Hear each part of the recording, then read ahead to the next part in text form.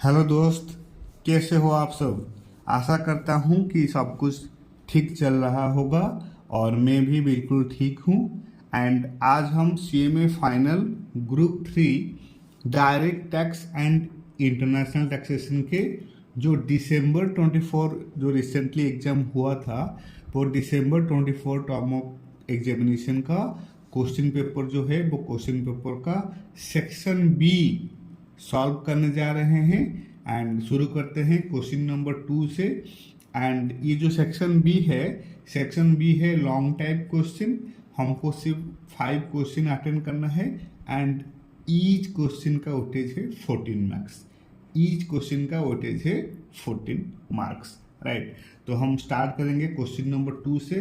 Question number 1 जो है means MCQ type 30 marks का जो MCQ है वो मैंने ऑलरेडी सॉल्व करके यूट्यूब चैनल के अंदर अपलोड कर दिया हूँ। एंड अब स्टार्ट करने वाले हैं section B question number 2, right. Profit and gain from business and profession का ये है क्वेश्चन। तो इस क्वेश्चन को हम स्टेप बाय स्टेप फॉलो करके सॉल्व करना है। एंड ये जो क्वेश्चन है ये क्वेश्चन का वेटेज है 14 मार्क्स, बाप रे। तो बहुत इम्पोर्टेंट है सॉल्व करना। Profit and gain from business and profession का क्वेश्चन है। तो let's solve this question without wasting any further time, right.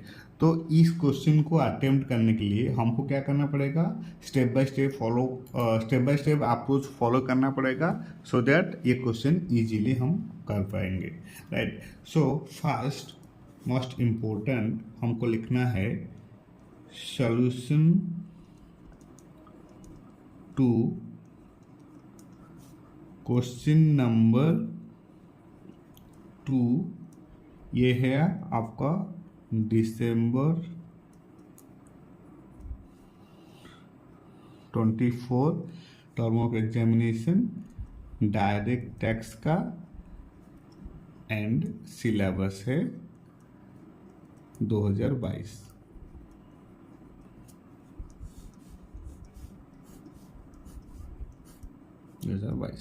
Right.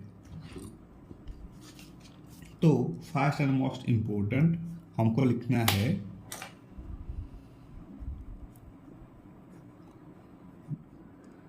Computation of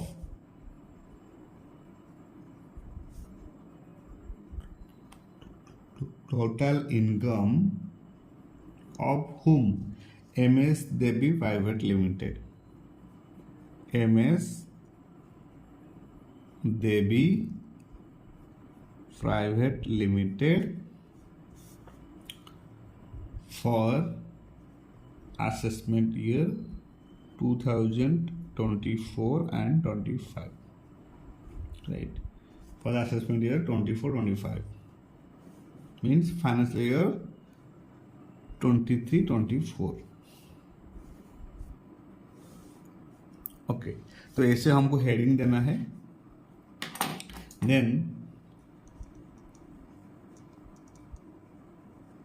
particulars rupees।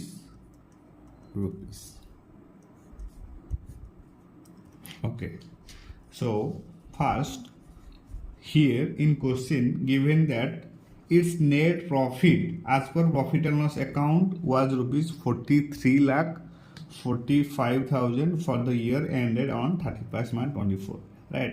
तो net profit as per PL के हिसाब से जो नेट प्रॉफिट है वो है 43,45,000। तो सिंपली हमको लिखना है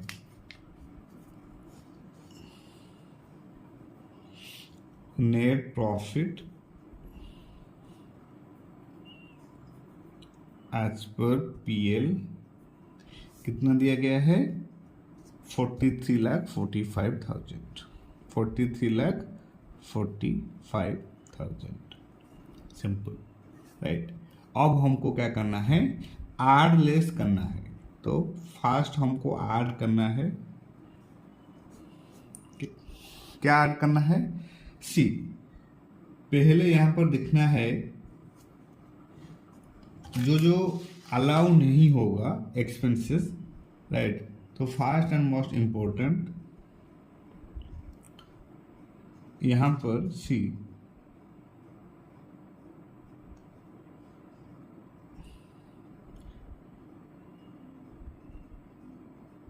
raw material purchase includes a purchase from WS and Co Limited for 15 lakh, जिसमें MS and Co Limited है एक micro enterprise as per MSMED Act 2006, but a sum of ₹8 lakh was paid on 20th March 2024, and जो balance paid हुआ है वो है 10th जुलाई 24, मतलब financial year के बाद पेमेंट हुआ है बैलेंस अमाउंट।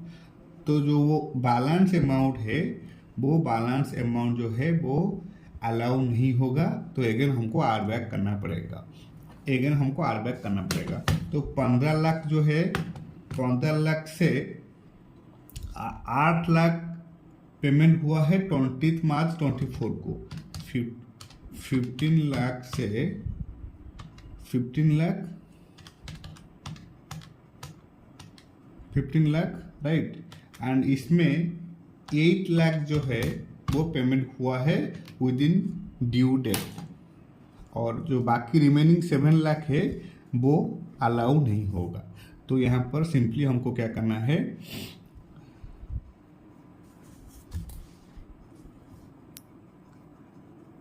डीज अलाउंस हो जाएगा under section 43V payment to WS and Co LLP which is a micro enterprise, right. तो 15 लाख से माइनस करना है 8 लाख, और जो बाकी रिमेनिंग 7 लाख है वो हो जाएगा डीज अलाउड 7 लाख।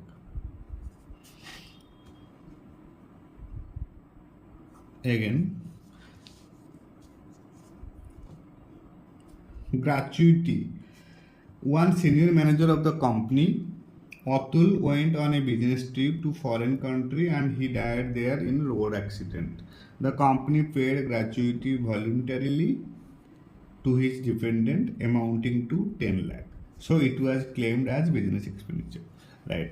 तो अगर ये बिजनेस एक्सपेंडिचर क्लेम हुआ है तो ये वैलिड है, ये अलाउ है, तो इसमें कुछ करना नहीं है।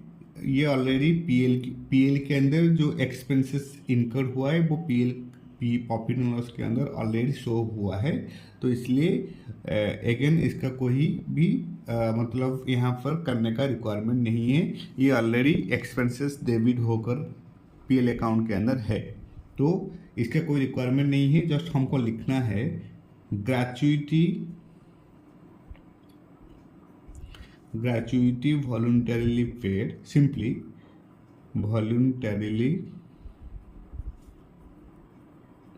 paid, ये ऑलरेडी डेबिटेड है,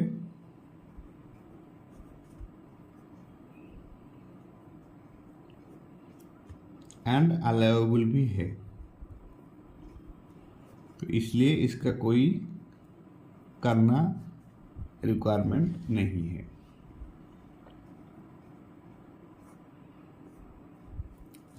देन और अब क्या है, सी एडवर्टाइजमेंट एक्सपेंडिचर पेड हुआ है 2,50,000 to Surya LLP in which one of its director is a designated partner. Similar advertisement expenditure incurred हुआ है ₹1,90,000 being the payment to Moon LLP which is an unrelated party. For both the expenses, tax was deducted and remitted promptly.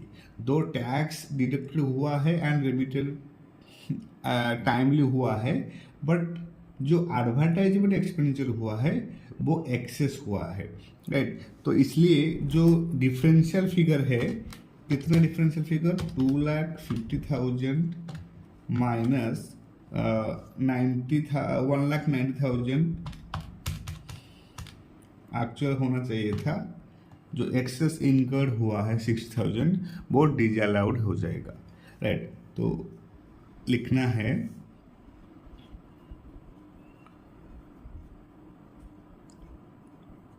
disallowance under section 40A(2) ये क्या है, advertisement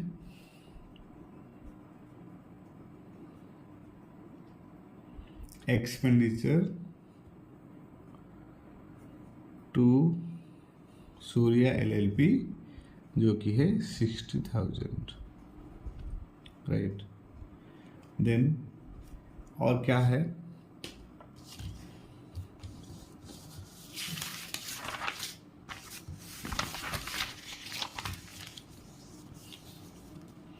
late fee, delayed filing of tax declared source quarterly statement under section 234E rupees 10,000 and interest under section 2011A rupees 25,000 debited as general expenses। तो यहाँ पर जो late fee हुआ है, late फी पे जो हुआ है 10,000 वो अलाउड है, एंड जो इंटरेस्ट सेक्शन है, इंटरेस्ट अंडर सेक्शन 2011A ये अलाउ नहीं होगा, ये सिंपली अलाउ नहीं होगा। तो सिंपली हमको क्या करना है, इधर लिखना है tax deducted source late fee ये अलाउड हो जाएगा, तो इसका कोई यहाँ पर एडजस्टमेंट करने का रिक्वायरमेंट नहीं है। बट जो इंटरेस्ट पोर्शन है, इंटरेस्ट ऑन लेट पेमेंट के वजह से जो इंटरेस्ट पेमेंट हुआ है, interest on late payment of tax deducted source ये अलाउ नहीं होगा, इसलिए हम फिर से एक्सपेंसेस फिर से हम नेट प्रॉफिट में ऐड बैक करेंगे, right. Interest on late payment of tax deducted source तो 25,000 अगेन हमको यहाँ पर इनकम में ऐड करना है, बहुत सिंपल। देन अब और क्या है, employees provident fund recovered from salary of the month of August 2023 rupees 60,000 was remitted on 16th October 2023 and of March 24 rupees 40,000 was remitted on 20th August 24. So such recoveries shown as credit in profit and loss account, and employer's contribution to provident fund of similar amount, were also remitted on the same date as stated in V above, and these amounts are debited in the statement of profit and loss account। तो यहाँ पर क्या होगा, simply जो late remittance of employees EPF है, जो late remittance of employee EPF है, कितना, 60,000 प्लस 40,000 मीन्स 1 लाख। ये जो 1 लाख है, ये 1 लाख अलाउ नहीं होगा, ये 1 लाख अगेन एड बैक हो जाएगा इनकम में। बट जो आपका एम्प्लॉयर का EPF है, अगर वो लेट में रेमिटेंस हो रहा है वो अलाउ होगा, राइट, वो एक्सपेंसेस में अलाउ होगा। Late remittance of employers EPF ये अलाउ होता है अंडर सेक्शन 43B में, तो इसका कोई रिक्वायरमेंट नहीं है एडजस्टमेंट करना। लेकिन जो एम्प्लॉय का EPF है, एम्प्लॉय का EPF अगर लेट में रेमिटेंस हो रहा है तो ये अलाउ नहीं होगा आगे एक्सपेंसेस, राइट। गवर्नमेंट ने स्ट्रिक्टली कहा है, अलाउ किया है रूल्स कि अगर एम्प्लॉय का EPF लेट में रेमिटेंस हो रहा है तो वो एक्सपेंसेस में अलाउ नहीं होगा, इसलिए अगेन आर बैक हो जाएगा इनकम में। बट जो लेट रेमिटेंस ऑफ एम्प्लॉयर का ईपीएफ है, वो एम्प्लॉयर का EPF even if late remittance हो रहा है but still allowed as expenses, right. तो यहाँ पर सिंपली क्या करना है, हमको क्या करना है, लिखना है disallowance under section disallowance under section 361 VA, that is late remittance of employees EPF कितना 60,000 और एक है 60,000 और एक है 40,000, 60,000 40,000, राइट, 60,000 40,000। तो ये जो होगा ये अलाउ नहीं होगा, इसलिए यहाँ पर हम ऐड बैक करते हैं इनकम में ऐड बैक करते हैं। लेकिन इधर लिखना है जो late remittance of employers EPF, late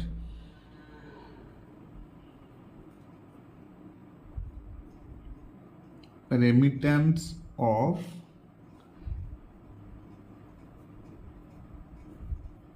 employers EPF, late remittance of employers EPF ये अलाउड होगा अंडर सेक्शन 43B में। तो इधर इसका कोई एडजस्टमेंट करने का रिक्वायरमेंट नहीं है, वो इसलिए है ये already profit and loss account में एक्सपेंसेस शो किया गया है बुक्स के अंदर, राइट। तो इसलिए यहाँ पर फिर से हम कोई रिक्वायरमेंट नहीं है माइनस करने का। नेक्स्ट, अब और क्या है,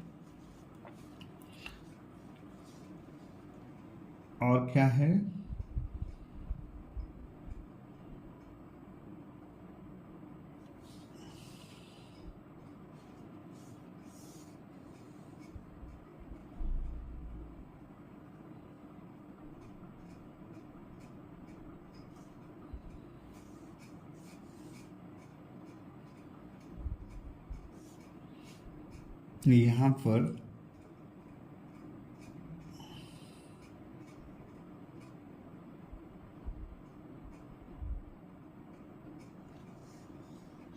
हाँ, ये इधर और क्या क्या होगा,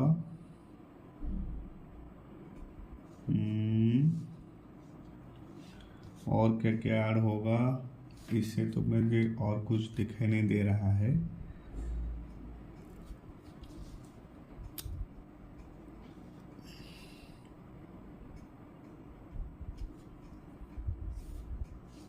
ये हो गया। The company gave one laptop to each of the its 10 distributors. The cost of laptop was 60,000 each, right? तो ये हो गया 6 lakh. The company did not deduct any amount by way of tax deduction at source for the laptops given to the distributors. The cost of laptop were debited to the statement of operating account. अच्छा, ये जो है 60,000 का laptop है, 10 laptop ऐसे हैं, और ये जो है इसमें क्या हुआ है, एम्प्लॉय लोगों को दिया गया है बट टैक्स जो है वो डिडक्ट नहीं हुआ है। The company did not deduct the tax, तो इसका जो 30% है वो डिसअलाउड हो जाएगा, इसका 30% जो है वो डिसअलाउड हो जाएगा, राइट। यहाँ पर लिखा गया है on the occasion of new year on 1st Jan 2024 the company gave one laptop to each of 10 distributors and the cost of laptop was 60,000 rupees, 60,000 each, and the company did not deduct any amount by way of tax deduction at source for the laptops given to the distributors, and the cost of laptop were debited to the statement of profit and loss under the head sales promotion expenses, right. तो ठीक है, expenses book किया गया है, ठीक है, लेकिन जो टैक्स पोर्शन है वो एक्चुअली पे करना चाहिए था गवर्नमेंट को, जो कि नहीं हुआ है, इसलिए 30% जो है वो डिसअलाउड हो जाएगा, राइट। तो सिंपली लिखना है डिसअलाउंस अंडर सेक्शन मेंशन करना बहुत इंपॉर्टेंट है। अंडर सेक्शन 40A IAM के अंदर incentives to dealers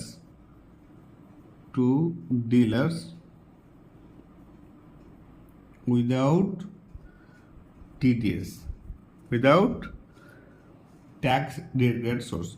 कितना है? 60,000 का लैपटॉप है, ऐसे 10 लैपटॉप है, तो 60,000 इंटू 10 एंड इसका 30%, तो ये हो जाएगा 1,80,000, राइट। तो वो 1,80,000 अगेन ये इनकम में एड बैक हो जाएगा। तो ये हो गया इंसेंटिव टू एम्प्लॉइज, राइट। और नेक्स्ट और क्या है, और क्या क्या है?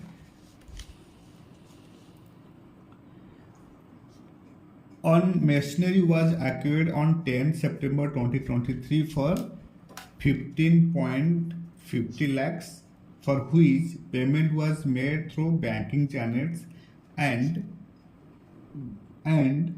rupees 1,50,000 was incurred by way of expenses for its installation by making payment through UPI. The said machinery was use हुआ था पहले by a foreign company outside India for 6 years, and the machinery was put to use from 25th September 2023, and the company had claimed depreciation at the rate 15%, and जो additional depreciation है वो है 20%। But यहाँ पर जो depreciation claim हुआ है 15%, वो वैलिड है, वो अलाउ होगा, लेकिन यहाँ पर जो एडिशनल डेप्रिसिएशन जो एडिशनल डेप्रिसिएशन जो लिया गया है, एडिशनल डेप्रिसिएशन, तो वो जो एडिशनल डेप्रिसिएशन है वो अलाउ नहीं होगा, वो एडिशनल डेप्रिसिएशन है वो अलाउ नहीं होगा, राइट। तो एडिशनल डेप्रिसिएशन जो है वो डिसअलाउड हो जाएगा। तो सिंपली हमको क्या करना है, एडिशनल डेप्रिसिएशन ये कितना पॉइंट है, पॉइंट VII,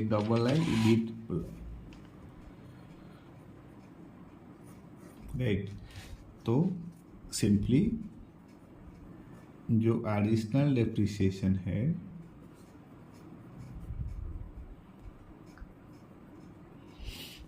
एडिशनल डिप्रिसिएशन जो है वो डिसअलाउड हो जाएगा। ये जो 20% का होगा 3,40,000, तो वो 3,40,000 जो है वो अलाउ नहीं होगा, जो कि है additional depreciation at the rate 20%।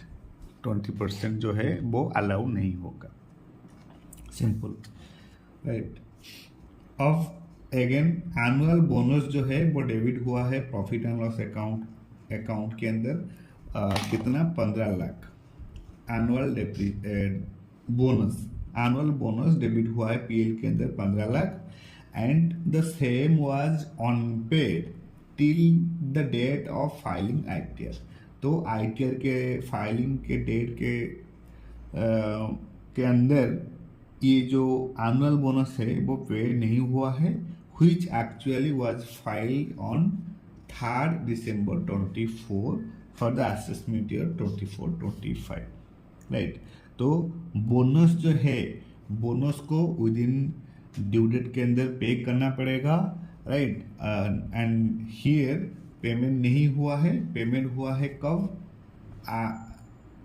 3 दिसंबर 24 के बाद बोनस पेमेंट हुआ है।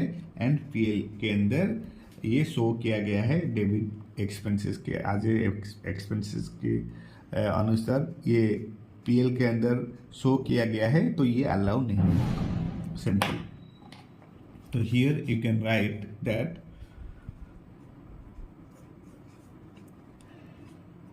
these allowance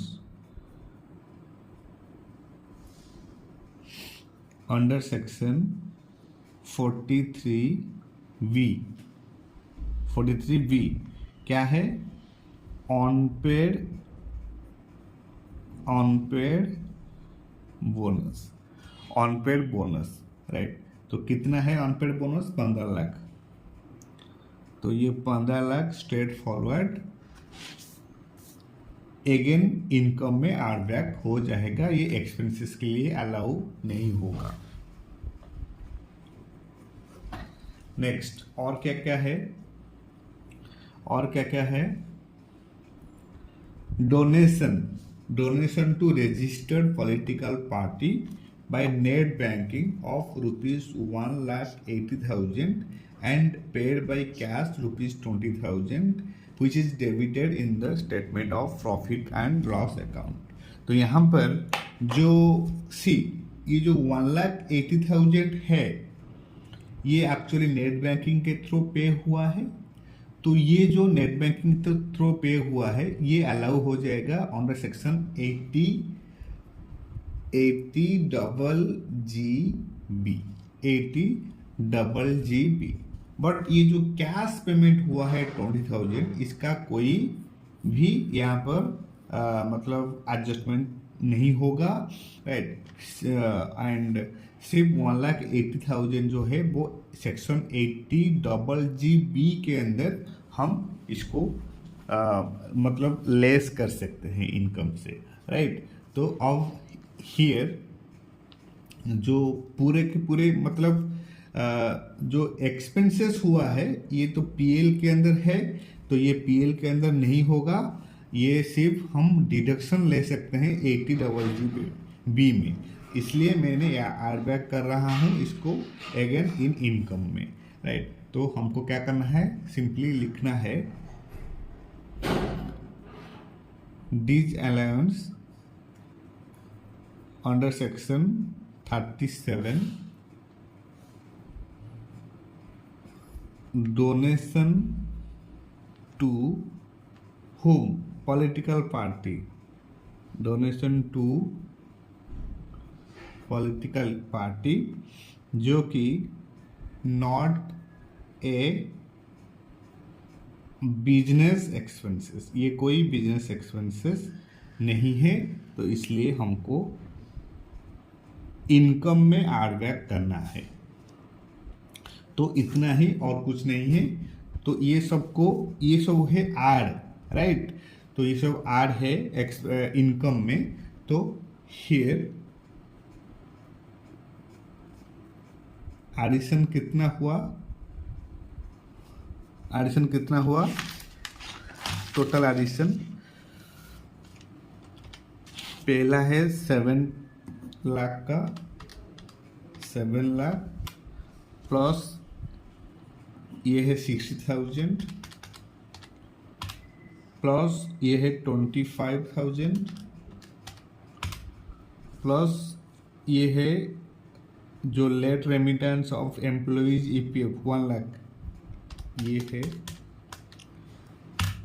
ऐड होगा।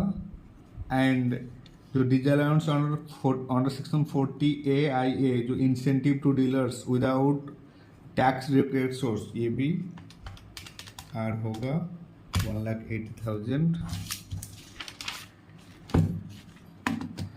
Then additional depreciation,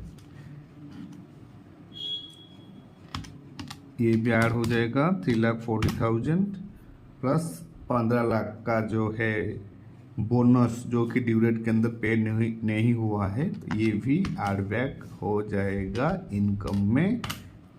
15 lakh plus 2 lakh जो है डोनेशन टू पॉलिटिकल पार्टी, ये बिजनेस एक्सपेंडिचर नहीं है, ये अगेन इनकम में ऐड बैक हो जाएगा। तो ऐसे करके 31,05,000 जो है टोटल एडिशंस है जो कि इनकम में ऐड बैक हुआ है। 31,05,000 राइट। अब हियर हमको क्या करना है, ये है टोटल एडिशंस। अब हमारा जो एडजस्टेड प्रॉफिट है वो इंक्रीज हो जाएगा। हमारा जो एडजस्टेड प्रॉफिट है वो इंक्रीज हो जाएगा। कितना इंक्रीज होगा? ऑलरेडी नेट प्रॉफिट आज पर पीएल के हिसाब से है कितना? 43,45,000। 43,45,000। तो इसमें 43,45,000 को ऐड बैक करना है, तो ये हो जाएगा 74,50,000। एडजस्टेड प्रॉफिट हो जाएगा 74,50,000। 74,50,000। अब हमको क्या करना है, इसमें लेस करना है। लेस करना है, क्या लेस करना है? क्या लेस करना है? सी, यहां पर देखो, यहां पर लिखा गया है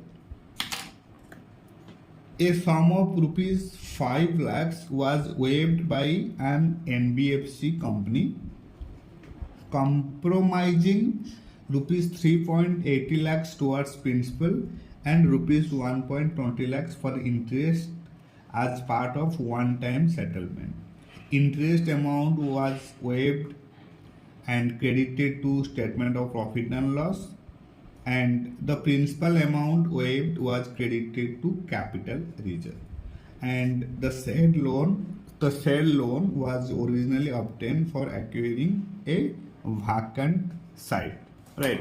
तो यहाँ पर क्या करना है, जो वेवर है principal on bank loan, waiver of principal on bank loan, right, जो कि 3.80 lakhs, ये 3.80 lakhs जो है इसका कोई एडजस्टमेंट नहीं होगा। वो इसलिए नहीं होगा, ये एक कैपिटल रिसिप्ट है, राइट। तो कैपिटल रिसिप्ट जो है वो पीजीबीपी के अंदर एडजस्टमेंट नहीं होगा, पीजीबीपी के अंदर एडजस्टमेंट नहीं होगा, राइट। बट जो इंटरेस्ट पोर्शन है, waiver of interest portion on bank loan, that is 1,20,000, ये 1,20,000 जो है ये अलाउ होगा एक्सपेंसेस में, राइट। ये अलाउ होगा एक्सपेंसेस में, तो ये प्रॉफिट से माइनस होगा। तो सिंपली लिखना है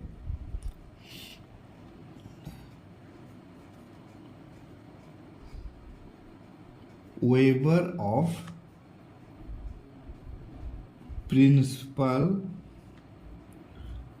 ऑन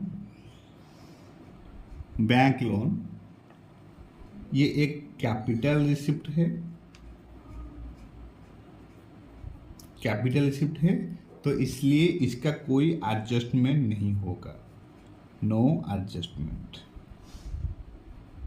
राइट।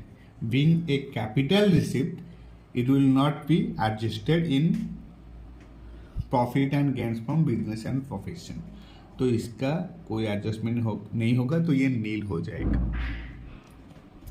बट जो इंटरेस्ट पोर्शन है means waiver of interest on bank loan, waiver of interest on bank loan, ये हो जाएगा रिड्यूस, ये माइनस होगा आज इट वाज नेवर अलाउड, जो ये अलाउ नहीं है हुआ है, तो इसलिए ये यहाँ पर प्रॉफिट से माइनस होगा। कितना होगा? 1,20,000, 1,20,000, राइट, 1,20,000। अब ये जो है, अब इसको माइनस करने के बाद एडजस्टेड इनकम कितना हो जाएगा? Adjusted income before deduction minus होने के बिफोर कितना हो रहा है? ये कितना है? 74,50,000 से माइनस करना है 1,20,000, तो ये कितना हो जाएगा? 73,30,000। अब ये जो 73,30,000 आया, इसमें अगेन हमको क्या करना है? डिडक्शन करना है। कौन सा डिडक्शन? ये वाला, donation to registered political party by net banking 1,80,000। ये जो 1,80,000 है, ये डिडक्शन के अंदर अलाउ होगा, लेकिन ये कैश पेमेंट जो हुआ है 20,000, ये अलाउ नहीं होगा।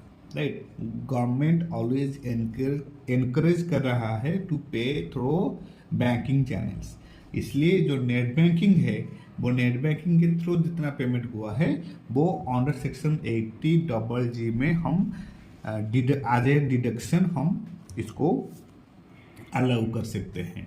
राइट, तो इधर क्या करना है? अगेन लेस करना है deduction under section 80(g)। Right, तो आपको सेक्शन जो है वो सेक्शन याद रखना पड़ेगा, बहुत इम्पोर्टेंट है। पेड बाई नेट बैंकिंग, ये नेट बैंकिंग के थ्रू पेड हुआ है, तो ये माइनस हो जाएगा नेट इनकम से। राइट, 1,80,000 जो है वो माइनस हो जाएगा। अब जो फाइनल इनकम आएगा, ये टैक्सेबल इनकम होगा। राइट, ये जो फाइनल इनकम आएगा, ये होगा टैक्सेबल इनकम। तो कितना आएगा? 73,30,000। 7 में माइनस करना है 1,80,000, तो ये हो जाएगा जो 71,50,000 है। 71,50,000 जो है, ये है आपका टोटल इनकम जो कि है taxable. Right, thus the total income of MS Devi Private Limited for the assessment year 24-25 is rupees 71,50,000।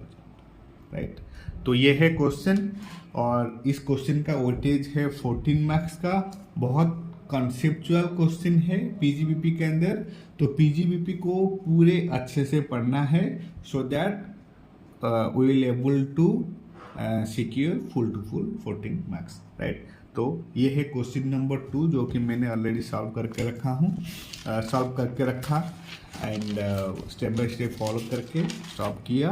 Right, तो बहुत इम्पोर्टेंट है, आपको ऐसे ही जितने भी सारे क्वेश्चन है वो सब खुद सॉल्व करना होगा, सो दैट एग्जाम में हम कॉन्फिडेंटली अटेम्प्ट कर पाए। राइट, सो अब नेक्स्ट वीडियो में क्वेश्चन नंबर 3 जो है, वो क्वेश्चन नंबर 3 का सॉल्यूशन करेंगे। So this is it from my side. Thank you so much for your time, thank you so much for your support, and happy studying.